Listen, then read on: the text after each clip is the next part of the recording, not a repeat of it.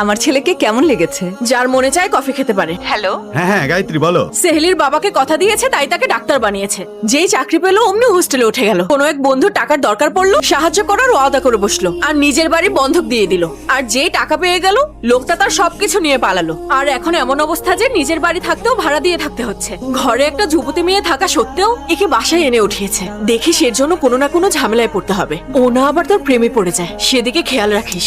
মা, এমন কিছুই হবে না, প্রমিস। আমি খেয়াল রাখবো। তুমি টেনশন করো না, আমি তো আছি এখানে। শোনো জি? তোমার অফিস যাবার পথেই আন্নুর কলেজ পড়বে। আজ থেকে তুমি ওকে ড্রপ করে দিও। Sure, uncle. ওকে নামিয়ে দিতে হলে আমাকে অনেক কোনো ঘুরে সমস্যা অফিসে নেই, যেতে uncle. হয়। এই দাঁড়াও তো, এই যে চেহারা বানিয়েছো, এভাবেই কি অফিসে যাবে? না না, কর্পোরেট অফিস মানেই অনেক স্মার্টলি থাকতে হয়। আমি শেভ করেই যাব।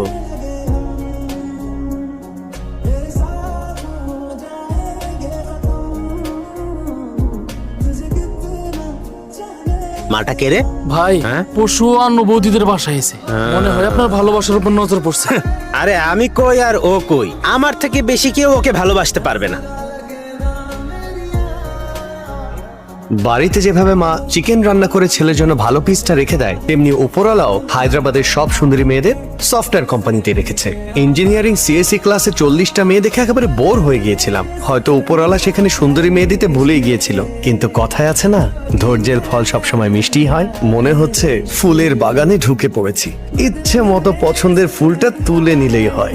আর আমি তো বাগানের রাজা হয়ে জন্মেছি। এই ফুল আমার হাত থেকে কিভাবে বাঁচবে? তাহলে ট্রেনিং রুম কোথায়? ওইদিকে। কি জোস জোস মেরে ভাই। স্কুল হোক, কলেজ বা অফিস, প্রথম দিন তো সবাই একটাই কাজ করে। ছেলেরা দেখে কোন মেয়েটা বেশি সুন্দর, আর মেয়েরা দেখে কোন ছেলেটা বেশি হ্যান্ডসাম। মানে আমার চান্স একদম পাক্কা।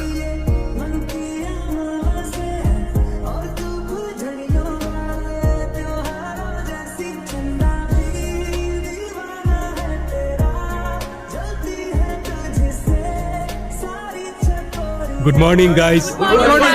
The real time experience in Java. Sir, এত জলদি কিসের? মাত্রই তো এলেন। আগে পরিচিত হই, তারপর না হয় ক্লাস। তোমাদের 1 বছরের এগ্রিমেন্ট, তাই না? 1 বছরের মধ্যেই পরিচিত হতে পারবে। এখানে রিয়েল টাইম এক্সপেরিয়েন্স সম্পর্কে কে কে জানে? Hello hello, you stand up. কি জানো বলো? 1 বছরের এগ্রিমেন্ট স্যার। এখন তো এখানেই থাকবো, আস্তে আস্তে জেনে নেব।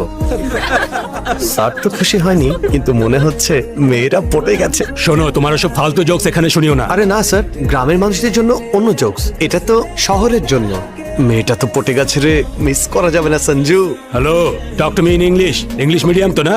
স্যার, আমাদের নিজেদের ভাষাই অনেক সুন্দর, তাই ইংরেজি বলার দরকার নেই। বাংলা বলুন খুশি মনে। আচ্ছা, আপনি জানেন আমাদের মাতৃভাষা বিলুপ্ত হওয়া থেকে কারা বাঁচাচ্ছে? আমাদের মতো গ্রামের মানুষেরা, যারা ইংরেজি বলে না। Shut up. জানি না তোমার মতো মানুষদের এখানে চাকরি কে